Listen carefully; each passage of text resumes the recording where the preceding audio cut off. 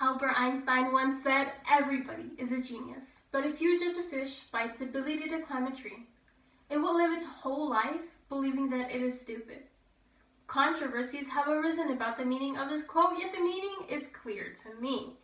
A fish, of course, can't climb a tree if it doesn't have any legs.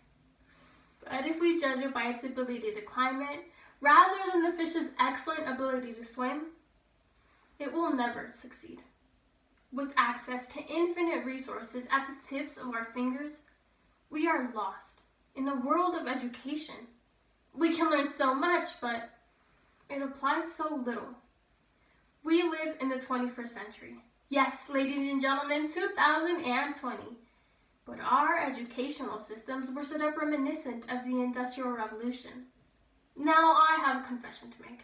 I don't know if you've noticed, but I love school. I remember being in elementary so excited to go, proud that the weight of my backpack could crush me in a windstorm. But now, fast forward 10 years, and I don't want to go to my favorite class. I guess over time I just lost my creativity. You know, the one where I can imagine a paperclip was a rocket ship? But now it's just an ordinary paperclip. See, I'm that fish. We're that fish. I, like millions of students in the American school system, say that we don't like school, but I can bet that we just don't like the way school systems think they're catering to us. Children of today are becoming more and more apprehensive to their own education because our future is just not secure anymore. We are told, you can be whatever you want when you grow up. But I think that's a lie. If our schools are set up for 200 years ago, we're set up for failure. It is time to put schools in the 21st century to give students equal opportunity to learn and grow. So first, let's learn as to what makes up a fish and recall the events of the Industrial Revolution. Then let's look at the fish's strengths and weaknesses and connect that back to how schools today are malfunctioning. So we can lastly change the way we judge that little fish and set up children and their future generations, not for the past, but the future. The problem is that the current system was designed for a different time. The men who conceived the system lived in the Age of Enlightenment, which led to the Industrial Revolution. The Industrial Revolution, as defined by the History Channel, is a period of time in the 19th century where agriculture became more industrialized and urban. The economic circumstances led to a revolutionary idea. The Industrial Revolution provided factories. There was a great need for manpower to work these factories, and since the U.S. was going through war, the men who owned these factories decided to look towards the working class children. Public schools now had new rules and new ways of educating. Students were put into batches by age, sat in straight rows, and were told exactly what to do and say. "Hey, no talking in my class. Sit still, be quiet. Do your work, or I'll send you to the office." Students were taught the same material by the same teacher, no matter how much or how little they understood. They were expected to compete for grades, follow the same standards, and follow directions the first time given. Sounds familiar, right? Right. Based on these factors we now know, let's forward into the present 2020s. It is clear that no matter how much time has passed, our educational systems have not changed. Yes, we might have the best and the newest iPhones, but no, we do not have the best and the newest forms of education. Today, we are living in the most complex world where we are being bombarded with constant information of computers, televisions, our phones, and the radio. We're expected to compact all that we learn in here without being able to interact. Pay attention! Teachers yell at us literally all day. How can we? There's a lack of autonomy that does not let scholars communicate with one another, not even to ask questions. Saul Khan, founder of Khan Academy, described this as a fundamentally dehumanizing experience. 30 kids with fingers on their lips not being able to interact with one another. The future needs creative minds, divergent thinkers who ask how, instead of question why. But with this lack of autonomy, it puts an end to scholars' creativity and intellectual knowledge about how the real world is going to be. The system is sending a dangerous message that children are not in charge of their own lives. no effort, no perseverance, no hope. Not to mention standardized testing. According to Today, only 19.5% of students who take the standardized test benefit from it. More than 70% of educators say that standardized tests are not developmentally appropriate. Standardized tests are not objective, therefore.